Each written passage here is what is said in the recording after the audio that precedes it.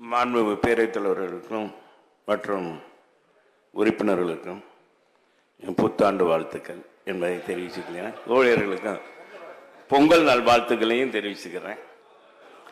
போக்குவரத்து துறை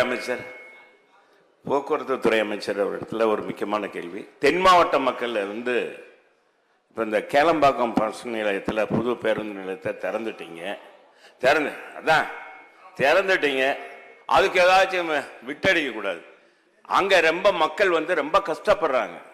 ரொம்ப அங்கேருந்து டவுனுக்குள்ளே வர்றதுக்கு, சென்னைக்குள்ளே வர்றதுக்கு போக்குவரத்து துறை அமைச்சர் சொன்னால் சரியாக வரும். ஏன்னா பேருந்துகள் அதிகப்படுத்தி தரணும். ரெண்டாவது, இந்த படிக்காதவங்கெல்லாம் தென் மாவட்டங்களிலிருந்து வேலையை கட்டு வர்றாங்க. மாண்பு முதலமைச்சர் அவர்கள் இதில் கருணை காமிச்சு அந்த பஸ் எல்லாம் இயங்குற வரைக்கும் அந்த அதிகாலையில் வேலைக்கு வர்றாங்க இல்லையா, அந்த பேருந்து வர்றாங்க இல்லையா, அவங்கள கொஞ்சம் முன்னால இங்கே ஏற்கனவே இருக்கிற பேருந்து நிலையத்துக்கு கொண்டாந்து இறக்கி விட்டா நல்லா இருக்கும். பேரவைத் தலைவரே, உங்க சார்பாகவும் தென் மாவட்ட சட்டமன்ற உறுப்பினர் சார்பாகவும் என்னுடைய கோரிக்கை, தென் மாவட்ட மக்கள் இன்றைக்கு பார்த்தா பத்திரிகை, தொலைக்காட்சி எல்லாமே எடுத்துக்கிட்டா நம்ம போக்குவரத்துறை அமைச்சருடைய பேட்டி, நம்முடைய அறநிலைத்துறை அமைச்சருடைய பேட்டின்னு தான் வருது. ஆனா மக்கள் ரொம்ப உண்மையிலேயே ரொம்ப சிரமப்படுறாங்க. அதனால மாண்பு முதலமைச்சர் அவர்களும் மற்ற நம்முடைய அறநிலைத்துறை அமைச்சரும் போக்குவரத்துறை அமைச்சரும் இதுல கவனம் செலுத்தி மக்கள் சென்னைக்கு வந்தா எளிதாக போகலாம்ப்பா அப்படின்ற ஒரு நிலையை தென் மாவட்ட மக்களுக்கு இனிப்பான செய்தியை நம்ம போக்குவரத்து அமைச்சர் சொல்லி அவர் சபாஸ் மக்கள்கிட்ட வாங்குற மாதிரி ஏதாவது செய்யற மாதிரி மாண்பு பேரவைத்தின் வாயிலாக கேட்டு அமைகிறேன். நல்ல கேள்வி. தென் மாவட்ட மக்கள் படிக்காதவங்க நீ சொன்னத படிக்காதவங்களும் வர்றாங்க, நிறைய படிச்சிருக்காங்க, படிச்சவங்க வர்றாங்க, படிக்காதவங்களும் வர்றாங்க. மாண்புமிகு அமைச்சர் அவர்கள். மாண்புமிகு பேரவைத் தலைவர் அவர்களே, அண்ணன் செல்லூர் ராஜு அவர்களுக்கு முதலில் என்ன நன்றி. தை முதல் நாளை புத்தாண்டாக ஏற்றுக்கொண்டு வாழ்த்து சொன்னார், மிக்க நன்றி. அடுத்தது என்ன எடுத்தோடனே நீ விட்டடிக்காதனார். அண்ணனை பார்த்தாலே எனக்கு மட்டும் இல்லை, மொத்த சபைக்கும் மகிழ்ச்சியாக இருக்கும். நீங்கள் எழுந்தாலே எல்லாருக்கும் ஆனந்தமாக சரி போகிறோம். அதனால் உங்கள் மகிழ்ச்சி எங்களுக்கும் மகிழ்ச்சி. அண்ணன் ஒரு கருத்தை சொன்னீங்க, அது கேளம்பாக்கம் இல்லை கிளாம்பாக்கம். முதல்ல அதை கிளியர் வரணும். அது இந்த குழப்பம் உங்களுக்கே இருக்குது. அடுத்தது, கிளாம்பாக்கத்தை தேர்ந்தெடுத்தது உங்களுடைய ஆட்சியில் தான். இங்கே போக்குவரத்து நெரிசல் இருக்குது, அங்கே கொண்டு போவோன்னு தேர்ந்தெடுத்தது நீங்கள். அதை நாங்கள் உங்களை போல் நாங்கள் ஆரம்பித்த திட்டத்தை பாதியில் விட்டு போகிறது மாதிரி இல்லாமல், எங்களுடைய மாண்புமிகு திராவிட மாடல் முதல்வர் உங்கள் திட்டத்தை மிக சீராக சிறப்பாக நிறைவேற்றி 30% நீங்கள் விட்டு போன பணியை முழுமைப்படுத்தி இன்னும் கூடுதல் வசதிகள் என்ன தேவையோ பார்த்து செய்ய உத்தரவிட்டு அது அண்ணன் சிஎம்டிஏ துறை சார்பாக அண்ணன் சேகர்பாபு அவர்களும் பார்த்து செய்து கொண்டிருக்கிறார். அடுத்தது, ஏற்கனவே பாரிமுனையிலிருந்து கோயம்பேடுக்கு பேருந்து நிலையத்தை மாற்றும்பொழுது இதே போன்று தான் பல்வேறு பிரச்சனைகள் வந்தது. அப்போ இதே போல் பத்திரிகையில் தலைப்பு செய்தியில் கோயம்பேட்டில் தண்ணீர் இல்லை, சாப்பாடு கிடைக்கல, ஓட்டுநர்கள் பேருந்து கீழே படுத்திருக்காங்க, இது உங்கள் ஆட்சியில் அப்படின்லாம் போட்டாங்க. ஒரு மாற்றம் வருகின்ற போது அதை சில நேரங்களில் எடுத்தோடனே கொஞ்சம் ஒரு சில தயக்கம் இருக்கும், அவ்வளோதான். ஆனால் கிளாம்பாக்கம் பேருந்து நிலையத்தை முழுவதுமாக மக்கள் ஏற்றுக்கொண்டு அங்கே பயணித்துக் கொண்டிருக்கிறார்கள். பேருந்தில் பயணிக்கிறவர்கள் யாரும் இது குறித்து பிரச்சனை எழுப்பவில்லை. பேருந்தில் பயணிக்காத அண்ணனை போன்றவங்க தான் இதை ஒரு பிரச்சனையாக பேசிட்டு இருக்கீங்க தான் என்னுடைய இந்த நேரத்தில் கருத்து. நம்ம கோயம்பேடு பேருந்து நிலையம் இயங்கினால் எதிர்காலத்தில் மக்கள் தொகை அதிகரிக்க பேருந்துகளுடைய எண்ணிக்கை அதிகரிக்க நகரத்திற்குள்ளே செல்லும்போது போக்குவரத்து நெரிசல், அதனால் ஏற்படுகின்ற சிரமங்கள்லாம் வரும் தான் நீங்கள் அந்த திட்டத்தை கொண்டு வந்தீங்க. அந்த திட்டம் மிக சிறப்பாக செயல்படுத்தப்பட்டிருக்கிறது. முழுவதுமாக அங்கிருந்து பேருந்துகள் இயக்குவதிலிருந்து கோயம்பேட்டிலிருந்து இயக்கப்பட்ட 100% பேருந்துகளில் 20% பேருந்துகளை மாதாவரம் பேருந்து நிலையத்திலிருந்தும் 80% பேருந்துகளை கிளாம்பாக்கம் கலைஞர் நூற்றாண்டு பேருந்து முனையத்திலிருந்தும் இயக்கப்படுகிறது. அதில் ஏன் மாதாவரத்திலேருந்து இயக்கிறோம்னா, மாண்புமிகு தமிழ்நாடு முதலமைச்சர் அவர்கள் உத்தரவிட்டார்கள். வடசென்னை பகுதியில் இருக்கின்ற மக்கள் கோயம்பேடுக்கு வருவதற்கே சிரமமாக இருந்து அவங்க கிளாம்பாக்கம் போக சிரமப்படுவாங்க. அதனால் அவர்களுடைய பிரச்சனையை தீர்க்க வேண்டும் என்று முதல்வருடைய உத்தரவின்படி வடசென்னை பகுதியில் இருக்கின்ற, அது திருவொற்றியூராக இருந்தாலும் ராயபுரமாக இருந்தாலும் ஆர்கே நகராக இருந்தாலும், இந்த பகுதி ஆவடி அம்பத்தூர் இந்த பகுதியை சேர்ந்தவங்கெல்லாம் இப்போ மாதாவரத்திலிருந்து 20% பேருந்து இயக்கும் போது அவங்க எளிதாக அங்கிருந்து பயணிக்கக்கூடிய ஒரு வாய்ப்பு கிடைத்திருக்கிறது. மீதி 80% பேருந்து முழுமையாக கிளாம்பாக்கத்திலிருந்து இயக்கப்படுகிறது. இனி ஒரு தடவை வந்து இங்கேருந்து இறக்கணும் அங்கேருந்து இயக்கணும்னா மக்களுக்கும் குழப்பம் வரும். 2 இடங்களிலிருந்து இயக்குவது என்பது சாத்தியம் இல்லாதது. அப்படி இயக்கினால் எங்கே பேருந்து வந்து தேவைப்படுது, கூடுதலாக தேவைப்படுதுன்னு வரும்போது இங்கே தேவைப்படுது அங்கே தேவைப்படுதுலாம் பார்க்கலாம் சிரமம். கிளாம்பாக்கம் முழுமையாக செயல்பட துவங்கிவிட்டது. அங்கிருந்து மக்கள் வந்து சென்னையிலிருந்து செல்வதற்கு, நகரத்திலிருந்து செல்வதற்கான நகர்ப்புற மாநகர பேருந்துகள் முழுமையாக ஏற்பாடு செய்யப்பட்டு இயக்கப்பட்டு கொண்டிருக்கிறது. எனவே கிளாம்பாக்கத்திலிருந்து தென் மாவட்டங்களுக்கு எந்த பிரச்சனையும் இல்லாமல் மக்கள் சென்று கொண்டிருக்கின்றார்கள். அண்ணன் செல்லூர் ராஜு வந்தீங்கன்னா நானும் அண்ணன் சேகர்பாபும் என்னாலும் அழைச்சிட்டு போகிறோம். கிளாம்பாக்கம் பேருந்து நிலையத்தை முழுவதுமாக சுற்றி காட்டுகிறோம், என்னென்ன வசதிகள் இருக்கிறது என்பது. அங்கே கூடுதலாக ஏதாவது நீங்கள் சொன்னீங்கனாலும் செஞ்சுருவோம். அதே போல் பேருந்து வசதி இல்லைங்கிறதுல வந்து அது வந்து ஒரு மிக மிக தவறான கருத்து. ஏன்னா கோயம்பேடிலிருந்து இயக்கப்பட்ட அந்த பேருந்துகள் இப்பொழுது கிளாம்பாக்கத்திலிருந்தும் மாதாவரத்திலிருந்து இயக்கப்படுகிறது. எனவே எந்த விதமான சிரமமும் இல்லாமல் மக்கள் பயணிக்கிறார்கள். வந்தால் அண்ணனை அழைத்து சென்று காட்டுவதற்கு தயாராக இருக்கிறேன். நன்றி. மாண்புமிகு அமைச்சர் சேகர் பாபு அவர்கள். மாண்புமிகு பேரவைத் தலைவர் அவர்களே, கிளாம்பாக்கம் பேருந்து நிலையத்தை பொறுத்தளவில் திறப்பதற்கு முன்பாக ஒரு விமர்சனமும் திறந்ததற்கு பின்பாக ஒரு விமர்சனமும் தொடர்ந்து நடைபெற்று கொண்டிருக்கின்றது. சுருக்கமாக ஒரு 2 நிமிடத்தில் அதனுடைய வரலாறை கூற இந்த அவையில் நான் கடமைப்பட்டுள்ளேன். 2013ஆம் ஆண்டு இந்த பேரவையில் கிளாம்பாக்கம் பேருந்து நிலையத்தை அன்றைய ஆட்சி அறிவித்தது. 2013ஆம் ஆண்டு அறிவிக்கப்பட்ட அந்த திட்டம் 2018ஆம் ஆண்டு டெண்டர் கோரப்பட்டது. 2019ஆம் ஆண்டு ஒப்பந்த புள்ளி நிறைவு செய்யப்பட்டு பணி தொடங்கப்பட்டது. அந்த ஒப்பந்தத்துடைய கால அளவு 2021ஆம் ஆண்டு மார்ச் மாதத்தில் முடிய வேண்டும் என்றது ஒப்பந்தத்துடைய கால அளவு. அந்த ஆட்சி மாற்றத்திற்கு பிறகு திராவிட மாடல் ஆட்சி மாண்புமிகு தமிழக முதல்வர் தலைமையில் ஏற்பட்ட பிறகு கிளாம்பாக்கம் பேருந்து நிலையத்துடைய ஆய்வுக் கூட்டத்தை மாண்புமிகு தமிழக முதல்வர் தலைமையிலே அன்றைக்கு அந்த துறையுடைய அமைச்சராக இருந்த அருமையண்ணன் முத்துசாமி அவர்கள் தலைமையில் தொடர் நடவடிக்கையாக ஆய்வுக் கூட்டம் நடத்தப்பட்டு நிறுத்தப்பட்ட அந்த பணிகளை திட்டம் எந்த ஆட்சியில் கொண்டு வரப்பட்டது என்பது முக்கியமல்ல, தொலைநோக்கு பார்வையோடு இருப்பதால் அதை விரைந்து முடிக்க வேண்டும் என்று மாண்புமிகு முதலமைச்சர் உத்தரவிட்டார்.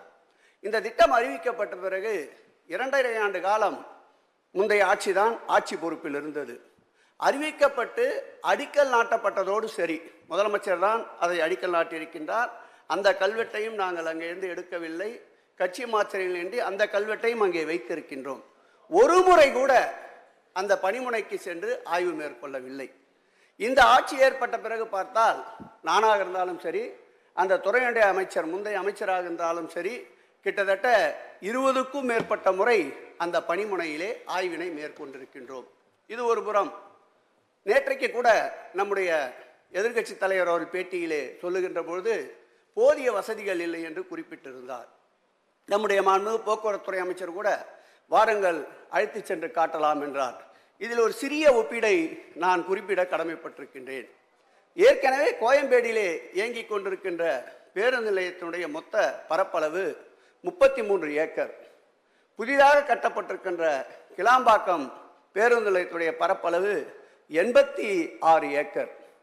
இந்த 86 ஏக்கரில் முந்தைய அரசு சரியான திட்டமிடல் இல்லை என்ற காரணத்தால் பல்வேறு பணிகளை மேற்கொள்ள தவறிவிட்டது. அப்படி அவர்கள் தவறிய பணி கிட்டத்தட்ட 100 கோடி ரூபாய் அளவிற்கு இன்றைக்கு அந்த கிளாம்பாக்கம் பேருந்து நிலையத்தில் செயல்படுத்தி காட்டியிருக்கின்றோம். கடந்த நம்முடைய கோயம்பேடு பேருந்து நிலையம் என்பது 2002ஆம் ஆண்டு திறக்கப்பட்டது. அந்த பேருந்து நிலையம் திறக்கப்பட்ட பிறகு 7 ஆண்டுகள் வரை நாம் சென்னை வாசிகள் என்பதால் நன்றாக அறிந்திருப்போம். பாரிமுனை, சென்ட்ரல், எழும்பூர் போன்ற பகுதிகளில் ஆமுனி பேருந்துகள் இயக்கத்தால் போக்குவரத்து ஸ்தம்பித்திருந்தது. மக்கள் பெரிய அளவு பாதிக்கப்பட்டிருந்தார்கள். ஆனால் நம்முடைய கோயம்பேடு பேருந்து நிலையம் 2002ஆம் ஆண்டு திறக்கப்பட்டாலும் 2009ஆம் ஆண்டு தான் ஆமுனி பேருந்துகள் கோயம்பேடு நிலையத்துக்கு செல்லுகின்ற நிலை இருந்தது. குறிப்பிட்டு சொல்ல வேண்டும் என்றால் 7 ஆண்டுகள் கழித்துத்தான் கோயம்பேடு பேருந்து நிலையம் திறக்கப்பட்ட பிறகு மக்கள் பயன்பாட்டிற்கு வந்தது. ஆனால் இன்றைய திராவிட மாடல் அரசு கடந்த டிசம்பர் மாதம் 30ஆம் தேதி இந்த பேருந்து நிலையம் திறக்கப்பட்டதிலிருந்து இன்றைய தினம் வரையில் கணக்கில் வைத்தால் 45 நாட்கள் ஆகின்றன. இந்த 45 நாட்களில் 2450 பேருந்துகள் தினந்தோறும் இயக்கப்படுகின்ற ஒரு நிர்வாகத்திறன் உடைய ஆட்சி இந்த திராவிட மாடல் ஆட்சி என்பதை இங்கு நான் குறிப்பிட்டு கூற கடமைப்பட்டிருக்கின்றேன். கடந்த சனிக்கிழமை அன்று அங்கு ஆய்வுக்கு சென்றோம். அன்றைய தினம் மாத்திரம் பயணிகளுடைய எண்ணிக்கை எவ்வளவு என்று பார்த்தால் 1,07,000 பேர் அன்றைய ஒரு தினத்தில் பயணித்திருக்கின்றார்கள். நம்முடைய கோயம்பேடு பேருந்து நிலையத்தில் பார்த்தால் பேருந்து ஓட்டுநர்கள் அன்றைக்கு 2002ஆம் ஆண்டு வந்த தலைப்புச் செய்தியை சுட்டி காட்டுகிறேன். பேருந்து ஓட்டுநர்களுக்கு படுக்க இடம் இல்லாமல் பேருந்துகள் அடியிலே படுத்து உறங்குகிறார்கள் என்ற செய்திகள் எல்லாம் நான் கையிலே வைத்துக் கொண்டிருக்கின்றேன். எதிர்க்கட்சி தலைவருக்கு தருவதற்கும் தயாராக இருக்கின்றேன். ஆனால் இன்றைய நிலை அப்படி அல்ல. 3 இடங்களில் பேருந்து ஓட்டுநர்களுக்கு 300க்கும் மேற்பட்டவர்கள் தங்குவதற்குண்டான ஏற்பாடுகளை இந்த கிளாம்பாக்கம் பேருந்து நிலையத்தில் ஏற்பாடு செய்யப்பட்டிருக்கின்றது. 3 உணவகங்கள் ஏற்பாடு செய்யப்பட்டிருக்கின்றன. மருத்துவமனை ஏற்பாடு செய்யப்பட்டிருக்கின்றன. கடைகள் 47 செயல்பாட்டில் இருக்கின்றன. இந்த ஆட்சி ஏற்பட்ட பிறகு அங்கு புதிய பூங்கா 6 கோடி ரூபாய் செலவில் அமைக்கப்பட்டிருக்கின்றன. காலநிலை பூங்கா 11 கோடி ரூபாய் செலவில் 14 ஏக்கர் நிலப்பரப்பில் அமைக்கப்பட்டிருக்கின்றன. மழைக்காலத்தில் சிறிய மழைக்கு பெரிய தண்ணீர் தேங்கி நிற்கின்ற சூழ்நிலை அறிந்து 1700 மீட்டர் அளவிற்கு சுமார் 11 கோடி ரூபாய் செலவில் மழைநீர் கால்வாய் அமைக்கப்பட்டிருக்கின்றன. நுழைவாயில் கூட இல்லாத நிலையில் இருந்த அந்த பேருந்து நிலையத்திற்கு சுமார் 6 கோடி ரூபாய் செலவிலே நுழைவாயில் அமைக்கப்பட்டிருக்கின்றன. போக்குவரத்திற்காக மாற்றுப்பாதைக்காக சுமார் போலீஸ் அகாடமி சாலை, நெடுமஞ்சேரி சாலை ஆகிய சாலைகளில் 8 கிலோமீட்டர் அளவிற்கு நம்முடைய வனத்துறையினுடைய அனுமதியோடு புதிய தார் சாலைகள் இந்த ஆட்சி ஏற்பட்ட பிறகு டெண்டர் கோரப்பட்டு அந்த பணிகள் நிறைவுற்றிருக்கின்றன. அதே போல் புதிதாக நடைமேம்பாலம் சுமார் 60 கோடி ரூபாய் அளவிற்கு இன்றைக்கு டெண்டர் கோரப்பட்டிருக்கின்றன. அதே போல் கிளாம்பாக்கத்திற்கென்று ஒரு ரயில் நிலையம் அமைப்பதற்கு ரூபாய் 20 கோடி அளவில் ரயில்வே துறைக்கு ஒப்படைக்கப்பட்டு இன்றைக்கு அந்த பணிகள் துவக்கப்பட்டு 6 மாத காலத்தில் நிறைவேற இருக்கின்றன. நிரந்தர தீர்வாக மெட்ரோ ரயில் அமைப்பதற்குண்டான திட்டங்களையும் மாண்புமிகு தமிழக முதலமைச்சர் அவர்கள் உத்தரவிட்டதின் பேரில் இன்றைக்கு அந்த பணிகளும் நடைபெற்றுக் கொண்டிருக்கின்றன. குறிப்பிட்டு கூற வேண்டும் என்றால் கிளாம்பாக்கம் பேருந்து நிலையத்தை பொறுத்தளவில் எதிர்க்கட்சி தலைவருடைய நேற்றைய குற்றச்சாட்டிற்கு பதில் சொல்வதென்றால் இதுவரையில் பயணிகள் யாரும் கழிப்பறை இல்லை என்று புகார் சொல்லவில்லை, குடிநீர் வசதி இல்லை என்று புகார் சொல்லவில்லை, உணவு இல்லை என்று புகார் சொல்லவில்லை, குழந்தைகளுக்கு பால் இல்லை என்று புகார் சொல்லவில்லை. இந்த பேருந்து நிலையத்தை பொறுத்தளவில் இரவு நேரத்தில் ஏற்படுகின்ற 12 மணிக்கு மேல் 4 மணிக்குள்ளாக வருகின்ற அந்த பயணிகளுக்கு உண்டான பேருந்து வசதி இல்லை என்பதால் சில ஊடகங்களால் திட்டமிட்டு பரப்பப்படுகின்ற பிரச்சனையை தவிர கிளாம்பாக்கம் பேருந்து நிலையத்தை பொறுத்தளவில் 100% பயன்பாட்டிற்கு இன்றைக்கு எடுத்துக்கொள்ளப்பட்டிருக்கின்றன. அதோடு மட்டுமல்லாமல் கோயம்பேடியிலே இயக்கப்பட்ட பேருந்து நிலையத்தில் பார்த்தால் பயணிகளுக்கு உண்டான சுமைகளை கொண்டு செல்வதற்கு அன்றைக்கு டிராலிகள் இல்லை. இன்றைக்கு டிராலி வசதி இந்த பேருந்து நிலையத்தில் ஏற்பாடு செய்யப்பட்டிருக்கின்றது. அதே போல் நடக்க முடியாதவர்கள், வயது முதிர்ந்தவர்களுக்கு பஸ்ஸை பிடிப்பதற்கு சற்று 200 மீட்டர் தூரம் இருப்பதை அறிந்து உடனடியாக 12 பேட்டரி கார்கள் அங்கே பொருத்தப்பட்டிருக்கின்றன. நடைமேம்பாலம் பொருத்தப்பட்டிருக்கின்றன. மின்தூக்கி வசதி பொருத்தப்பட்டிருக்கின்றன. இவை அத்தனையும் இருந்தும் தூங்குபவர்களை எழுப்பலாம், தூங்குபவர்களை போல நடிப்பவர்களை எழுப்ப முடியாது. ஒரே ஒரு உறுத்தல் இந்த கிளாம்பாக்கம் பேருந்து நிலையத்தை பொறுத்தளவில் எதிர்கட்சியுடைய சாடலுக்கு என்ன என்று நான் நினைத்து பார்த்தேன். இவ்வளவு ஆசியா கண்டத்திலேயே சிறப்பு வாய்ந்த பேருந்து நிலையம், அனைத்து நவீன வசதிகளோடு இருக்கின்ற பேருந்து நிலையம், நம்முடைய விமான நிலையம் கூட திறக்கப்படுகின்றது. ஆனால் 6 மாதம் 1 ஆண்டுகள் கழித்துத்தான் அந்த விமான நிலையத்துடைய செயல்பாட்டிற்கு வருகின்றன. அண்மையிலே கூட பிரதமர் திருச்சியிலே விமான நிலையத்தை திறந்து வைத்தார். இதுவரையில் விமான நிலையம் முழு பயன்பாட்டிற்கு வரவில்லை. ஆனால் நம்முடைய திராவிட மாடல் ஆட்சியிலே மாண்புமிகு தமிழக முதல்வர் அவர்கள் சொல்வதை செய்வார், செய்வதை சொல்வார் என்பதற்கு ஒரு எடுத்துக்காட்டாக இன்றைக்கு கிளாம்பாக்கம் பேருந்து நிலையம் அமைந்திருக்கின்றது. ஒட்டுமொத்த உறுத்தலை கணக்கிட்டு பார்த்தோம், என்னதான் இருக்கும். இப்படிப்பட்ட சிறப்பு வாய்ந்த ஒரு பேருந்து நிலையம் முதல் கட்டமாக துவக்கப்படுகின்ற போது சிறு சிறு பிரச்சனைகள் இருப்பது இயல்பு. காலப்போக்கில் அதை எல்லாம் அறிந்து சரி செய்து விடலாம். ஆனால் இப்படி தொடர்ந்து புகார் கூறுறாள் என்று சிந்தித்து பார்க்கின்ற பொழுது என்னுடைய சிந்தைக்கு வருவதெல்லாம் தலைவர் கலைஞர் 100 பேருந்து நிலையம் என்று வைத்ததால் தான் இந்த அவதூறுகளை தொடர்ந்து மனமில்லாதவர்கள் பரப்பி வருகிறார்கள் என்பதை நான் இங்கே கோடிட்டு காட்டி கிளாம்பாக்கம் பேருந்து நிலையத்தில் இன்னும் தேவைப்படுகின்ற அனைத்து அடிப்படை வசதிகளையும் நிறைவு செய்கின்ற வகையில் பல்வேறு மாற்றங்களை இந்த 45 நாட்களிலே கிளாம்பாக்கம் பேருந்து நிலையத்தில் கொண்டு வந்திருக்கின்றோம். வேண்டுமென்றால் சட்டமன்றத்திலே இருக்கின்ற அனைத்து கட்சியை சார்ந்த உறுப்பினர்களும் வாருங்கள், நாங்கள் கிளாம்பாக்கம் பேருந்து நிலையத்திற்கு எதிர்கட்சி தலைவர் உட்பட அனைவரையும் அழைத்து செல்கிறோம். மேலும் நீங்கள் என்னென்ன தேவை என்று கூறுங்கள், மாண்புமிகு தமிழக முதல்வர் கவனத்திற்கு கொண்டு சென்று முழுமையாக உங்களுடைய தேவைகளையும் நிறைவேற்ற இந்த அரசு தயாராக இருக்கின்றது. ஆகவே கிளாம்பாக்கம் பேருந்து நிலையம் சிறு சிறு தேவைகளை முழுமையாக பூர்த்தி செய்து தொலைநோக்கு பார்வையோடு சென்னை மக்களுடைய நெரிசலை குறைப்பதற்கு, அது பயன்பாட்டிற்கு வருவதற்கு அனைத்து தரப்பினரும் ஒத்துழைப்பை நல்க வேண்டும் என்று கேட்டுக்கொண்டு அமர்கின்றேன். மாண்புமிகு பேரவைத் தலைவர் வாயிலாக கேட்டவர்களுக்குண்டான தலைவர் எழுந்துகிறார், கேட்டவர்களுக்குண்டான பதிலாக இதை நான் பதிவு செய்ய கடமைப்பட்டிருக்கின்றேன். மாண்புமிகு எதிர்க்கட்சி தலைவர். மாண்புமிகு பேரவைத் தலைவர்களே, மாண்புமிகு அறநிலைத்துறை அமைச்சர் அவர்கள் பேசுகின்ற பொழுது என்னுடைய பெயரை சொல்லி பேசினார். நாங்கள் விட்ட அறிக்கையை பார்த்தாவே புரிந்து கொள்ளலாம். அங்கே இருக்கின்ற சிறு சிறு பிரச்சனைகளை சரி செய்ய வேண்டும் என்றுதான் அறிக்கை விட்டிருக்கின்றேன். அவரும் அதைத்தான் இங்கே தெரிவித்திருக்கிறார். 2 பேரும் ஒத்த கருத்து. நாங்கள் அதைத்தானே சொல்லியிருக்கிறோம். நீங்க அவசரத்தில் போய் திறந்துட்டீங்க. இந்த சிறு சிறு பிரச்சனை எல்லாம் தீர்த்து முழுமையான அடிப்படை வசதிகளை பயணிகளுக்கு செய்து கொடுத்து திறக்கப்பட்டிருந்தால் இந்த பிரச்சனை வந்திருக்காது. ஏன்னா அவர் நடு ரோட்டில் வந்து ஆர்ப்பாட்டம் பண்ணிட்டு இருக்கிறாங்க. இது எல்லா ஊடகத்திலையும் வந்திருக்குது, பத்திரிகையிலும் வந்திருக்குது. அதே போல பேட்டி கொடுத்திருக்கிறாங்க. இதையெல்லாம் மாண்புமிகு அமைச்சர் பார்த்தாரோ இல்லையா என்று தெரியவில்லை. ஊடகத்தில் வந்த செய்திகள், பத்திரிகையில் வந்த செய்திகள், மக்கள் சாலையிலே வந்து படுத்து ஆர்ப்பாட்டம் செய்த காட்சிகள் எல்லா தொலைக்காட்சியிலும் வந்திருக்குது. ஆகவே அப்படிப்பட்ட சிறு சிறு பிரச்சனைகள் எல்லாம் சரி செய்து பயணிகளுக்கு எவ்வித பிரச்சனையும் இல்லாமல் பயணம் மேற்கொள்வதற்குண்டான வசதி செய்து கொடுக்க வேண்டும் என்பதுதான் எங்களுடைய கருத்து. அந்த அடிப்படையில் தான் நாங்கள் அறிக்கையில் விட்டோம். அது ஊடகத்தில் அந்த செய்தியை தெரிவிச்சிருக்கிறோம். மாண்புமிகு அமைச்சர் அவசரப்பட்டு இந்த பேருந்து நிலையத்தை திறந்து விட்டதாக சொல்லுகிறார். அவர்கள் செய்ய தவறிய காரியத்தை இந்த ஆட்சி செய்திருக்கின்றது. அவர்களுடைய ஒப்பந்த காலம் என்பது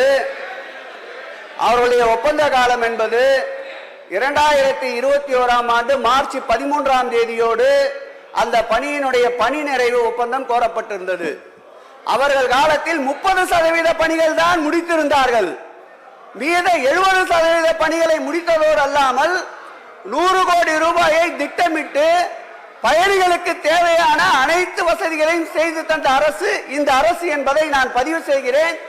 எதிர்கட்சி தலைவர் மற்ற உறுப்பினர்கள் வந்தால் அந்த கிளாம்பாக்கம் பேருந்து நிலையத்தை முழுமையாக சுற்றி பார்த்து விட்டால் நிச்சயம் மாண்புமிகு முதலமைச்சர் அவர்களை எதிர்கட்சி தலைவரே புகழக்கூடிய அளவிற்கு அந்த கிளாம்பாக்கம் பேருந்து நிலையம் அமைந்திருக்கிறது என்பதை மாண்புமிகு சட்டப்பேரவை தலைவர் வாயிலாக எதிர்கட்சி தலைவருக்கு தெரிவித்துக் கொள்கிறேன். குற்றச்சாட்டா சொல்லல, 30% முடிஞ்சிருந்து மீதி. எதிர்கட்சி தலைவர் அவர்கள். மாண்புமிகு பேரவைத் தலைவர் அவர்களே, நாங்கள் விட்ட அறிக்கை ஊடகத்தின் வாயிலாக குறிப்பிட்டதெல்லாம் அங்கே இருக்கின்ற பயணிகள் சொல்லுகின்ற கருத்தின் அடிப்படையில் தான் நாங்கள் வெளியிட்டோம். ஏன் மாண்பு உறுப்பினர்களுக்கு தெரியும், இங்கே இருக்கிற அமர்ந்திருக்கிற உறுப்பினர்களுக்கும் தெரியும், தங்களுக்கும் தெரியும்.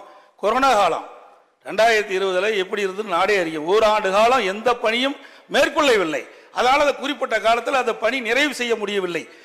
ஆட்சி மாற்றம் ஏற்பட்டது. உங்களுடைய ஆட்சி வந்த பிறகு அந்த பணி செஞ்சிருக்கிறீங்க. மக்கள் கேட்பது முழுமையான பணிகள் முடிந்த பிறகு திறக்கப்பட்டிருந்தால் இந்த பிரச்சனைக்கு இடமளிக்காமல் இருந்திருக்கலாம். இதைத்தான் நான் குறிப்பிடுறேன். நீங்களே சொல்லியிருக்கிறீங்க சிறு சிறு பிரச்சனை இருப்பது, நீங்களே அவையில் இப்போ பேசியிருக்கிறீங்க. அந்த சிறு சிறு பிரச்சனைகளையும் தீர்க்கப்பட்டு முழுமையாக பணி நிறைவு பெற்ற பிறகு இந்த பேருந்து நிலையத்தை திறக்கப்பட்டிருந்தால் இந்த விவாதமே நடைபெற்றிருக்காது. அதைத்தான் நான் குறிப்பிட்டு அறிக்கை வெளியிட்டிருக்கிறோம். மாண்புமிகு அமைச்சர் போதுமே. நீங்க பேரவைத் தலைவர் அவர்களே, மாண்புமிகு முதலமைச்சர் அவர்கள். மாண்புமிகு பேரவைத் தலைவர் அவர்களே, எதிர்கட்சி தலைவர்கள் சொன்னது போல சிறு சிறு பிரச்சனைகள் மட்டுமல்ல, பெரும் பெரும் பிரச்சனைகள் எல்லாம் இருந்தது. அதையும் தீர்த்து வைத்து தான் திறந்து வைத்திருக்கிறோம். அவரே சொல்லி இருக்கிறார், இன்னும் ஏதேனும் பிரச்சனை இருந்தால் சொல்லுங்கள், நேரடியாக வாருங்கள், அழைத்து செல்கிறோம். நீங்கள் சொல்லுகிற குறைகளை கூட நாங்கள் தீர்த்து வைக்க காத்திருக்கிறோம் என்று தான் பெருந்தமையாக சொல்லியிருக்கிறார். எனவே இத்தோடு இந்த பிரச்சனையை முடித்துக் கொள்ளுமாறு கேட்டுக்கொள்கிறேன்.